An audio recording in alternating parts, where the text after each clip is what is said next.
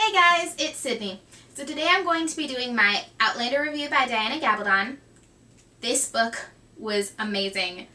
As I was reading it, I kept thinking about what I would say in this video, and I will say there were some parts where I was a little iffy about what I would say, if I would like it, if I didn't. There were other parts where I knew I was going to like it, but it wasn't until I actually finished the book that I knew for sure this is amazing. When I rate books, I like to do a scale of 1 to 10, not like 5 stars or whatever, because I feel it's a bit easier for me to think of it that way. This book is probably about an 8. There were some technical difficulties, which I'll get into later, but for the most part, this was an amazing story. Some of the statistics about this book: it was written in July 1992. It's 850 pages. There's 41 chapters spread between 7 parts. It's written in first person and follows Claire Randall, first in 1945 after World War II on a honeymoon with her husband, and then she mysteriously gets transported back to 1743. She meets a lot of unruly characters, some of whom you don't know if you can trust, such as Colum Mackenzie and Dougal Mackenzie. I hope I'm saying their names right. She meets Jamie, who, oh my gosh, he is a book crush for sure. She meets Mrs. Fitzgibbons and a lot of other people. I will promise to do my best not to give any spoilers. I will say it's very difficult. I finished this book 3 hours ago and it's still giving me chills. There were parts in it where I wanted to throw the book against the wall because of how the author was treating her characters. And what you guys don't know yet is I want to be a writer myself. And so as I was reading it, I was kind of reading it from a reader or a writer's perspective. And I've realized some parts were more plot-driven than character-driven. Or at least that's what it felt like to me. I mean, the characters, they reacted how they should, considering what we've learned about them prior. But still, some of the hardships she's put these poor characters through made me want to chuck the book at a wall. That being said, there were several parts where I burst out laughing.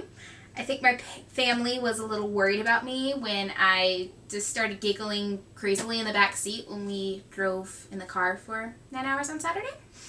That was interesting. I will say I didn't cry during this book. It's kind of difficult to make me cry while I'm reading. But others, it might be possible.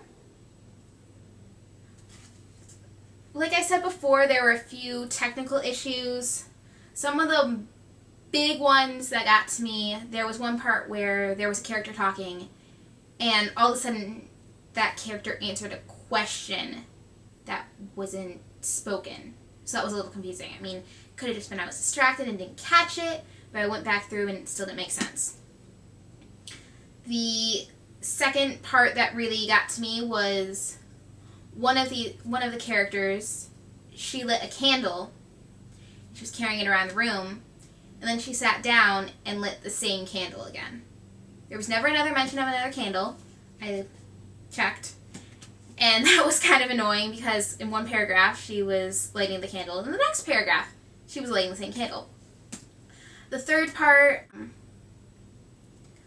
one of the characters' clothing was kind of destroyed and they made mention of it, but then in the few paragraphs after that, there was no mention, and it was just like, yeah, everything's fine or whatever.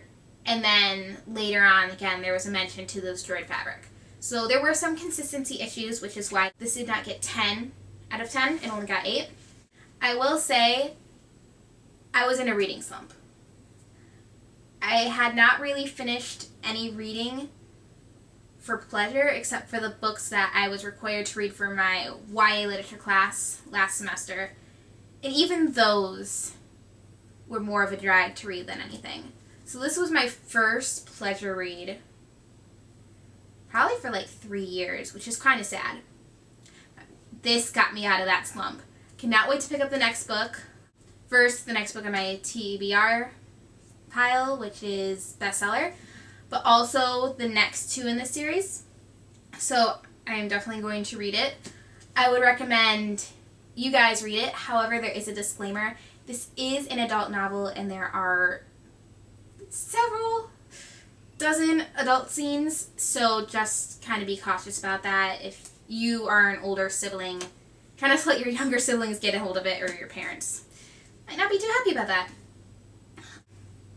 I do plan on watching the show. I will watch it next semester. I have a friend who is crazy about the show, and she's the one who recommended this book to me. So I will be watching that, and I will let you guys know what I think about that.